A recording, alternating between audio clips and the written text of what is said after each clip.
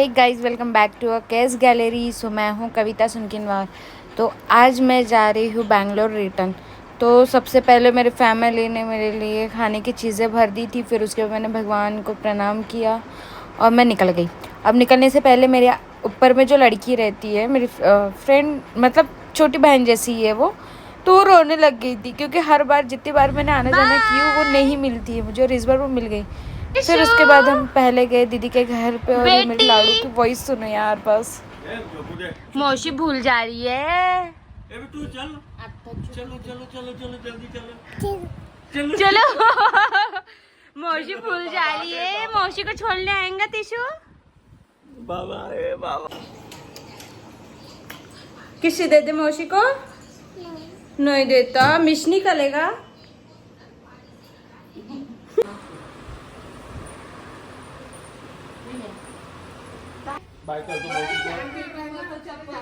मैं भी आ रही मनते नहीं तीशु। बाय क्या बोलो मैं मोचे हाँ वो अरे काम बोला लू। Bye guys, bye bye bye चला bye bye bye bye bye bye bye bye bye bye tissue. तिला नेला जाऊन बॅग वगैरे आहे ना म्हणून बाय। किती वाजता पोहोचणार आहे?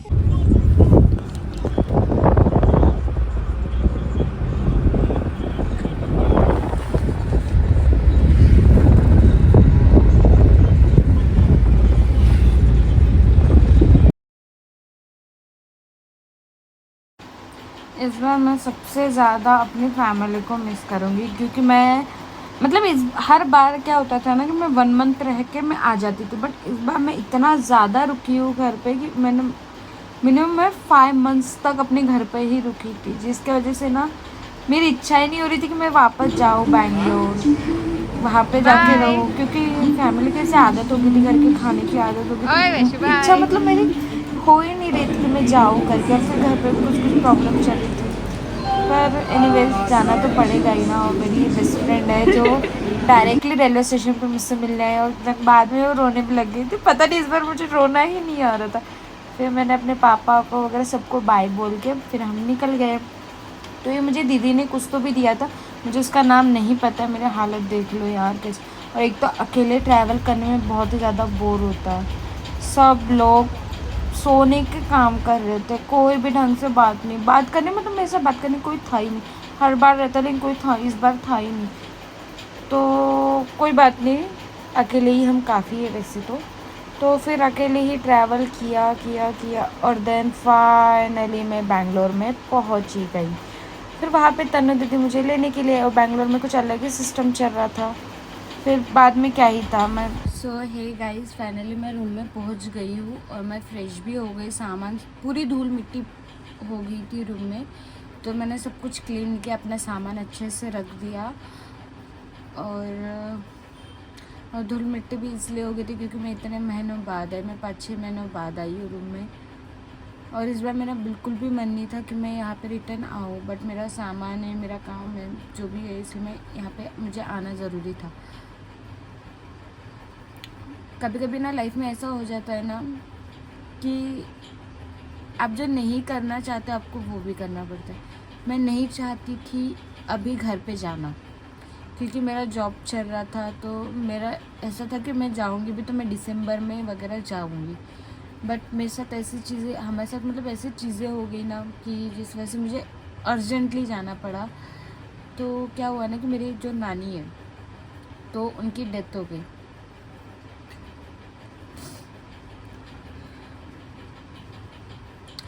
तो उनकी डेथ हो गई, जो मुझे रात को पता चला, जिस वजह से मुझे जाना, मैं नागपुर चली गई।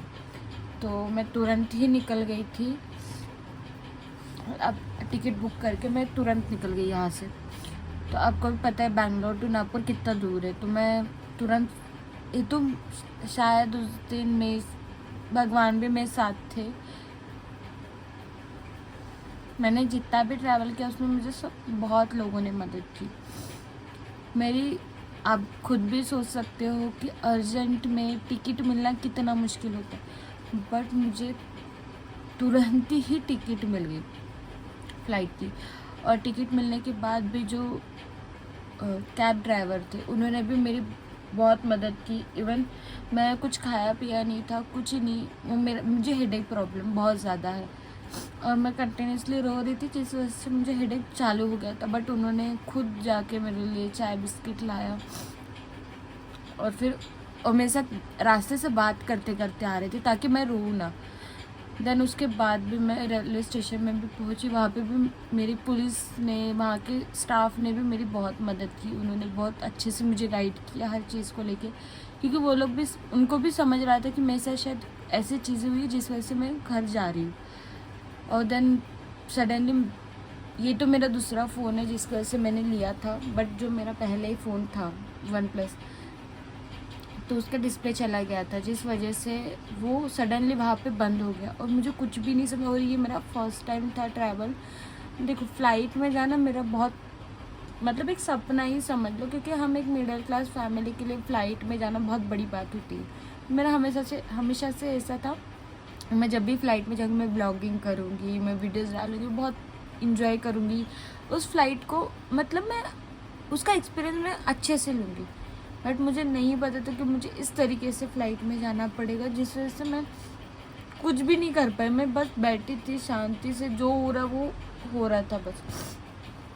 मैं गलत जगह पे बैठ गई थी, पर वहाँ पे जो एक भैया थे उन्होंने भी मेरी बहुत मदद की। कॉल करना, घर पे कॉल करना था मुझे पता नहीं था कि मुझे कौन सी जगह पे बैठना है। उन्होंने मुझे बताया कि मुझे कहाँ से, मुझे उसका नाम नहीं आ रहा है अभी, तो उन्होंने मुझे बताया कि तुम्हें कहाँ पे जाके बैठना है करके, कहाँ पे तुम बोर्डिंग होंगे करके उन्होंने मुझे बताया।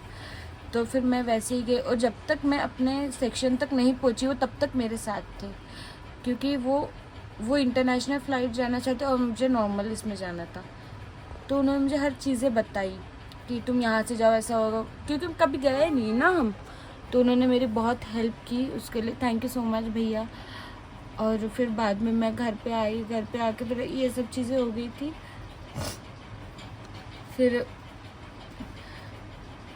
फिर उसके कुछ दिनों बाद, आई थिंक 18 डेज़ बाद, मेरे दीदी के घर पे डेथ हो गई। अब उनके घर पे डेथ हो गई तो मेरी दीदी के जो जेठ थे उनकी डेथ हो गई थी। और देन उनके ही 10वें दिन मेरी दीदी जल गई। मतलब एक के पीछे एक इतनी सारी चीज़ें हो रही थी ना कि मैं नहीं आ पा रही थी। और मेरी भी इच्छा नहीं कि, मतलब टूट गई थी एक तरीके से देखा जाए तो। फिर बाद में मेरी दीदी जल गई तो उसका नहलाना धुलाना मैं करती थी। मुझे बहुत गंदा लगता था उस टाइम, करने के लिए नहीं, मैं इस कंडीशन में मैं ये सब कर रही हूँ करके मैं नहीं चाहती थी मेरी दीदी कभी इस कंडीशन में आए, और ये सब हो गया। फिर मेरी एग्ज़ाम भी थी उसी टाइम, फाइनल ईयर की। और फिर बाद में मैंने अपने एग्ज़ाम वगैरह दिए। मेरे एग्ज़ाम में बहुत ज़्यादा टाइम ले लिया था जिस वजह से मेरा 1-1.5 महीना उसी में चला गया। और फिर बाद में मेरे कज़न ब्रदर की भी डेथ हो गई थी और उनकी डेथ हो गई। फिर उसके बाद मेरी टिकट ही नहीं हो रही थी, कुछ नहीं, मेरे 2 बार टिकट कैंसिल हो गई। मैंने इतनी कोशिश की, फाइनेंशियल प्रॉब्लम हमारी इतनी चालू हो गई कि कुछ भी नहीं समझ सकता कि क्या करे करके। बट फाइनली मेरी टिकट होने के बाद मैं अभी घर जा रही हूँ। मैं ये वीडियो बहुत ही ज़्यादा लेट डाल रही हूँ क्योंकि ये वीडियो है फरवरी का और अभी अप्रैल चालू है और मैं इस टाइम डाल रही हूँ। सॉरी, क्योंकि मुझे टाइम ही नहीं मिल रहा था उस टाइम। मैं जब से यहाँ पे आई हूँ मैं जॉब सर्च कर रही हूँ, मुझे अब तक जॉब नहीं मिली है। बट आई होप सो कि मुझे जल्दी जॉब मिल जाए, मेरे सब जो काम अड़े हैं वो ख़त्म हो जाए। क्योंकि मैं इससे पहले जिस जगह पे जॉब करती थी मैंने वो छोड़ दी थी, तो मेरा कोई आने का था ही नहीं कि मैं आऊँगी करके, बट मैं आ गई। एनीवेज, जो भी हुआ अभी हमारे हाथ में कुछ नहीं रहता है, बस भगवान के हाथ में रहता है, जो होना रहता है। मुझे वीडियो बनाना नहीं आता है, मैं अभी बता दूँ। अगर मेरे वीडियो में कोई भी मिस्टेक है, कुछ भी है, तो प्लीज़ आप समझ जाना और वीडियो को लाइक कमेंट एंड शेयर ज़रूर करें। आप मुझे सपोर्ट करोगे तभी मैं आगे जा सकती हूँ। तो please thank you for watching and bye bye.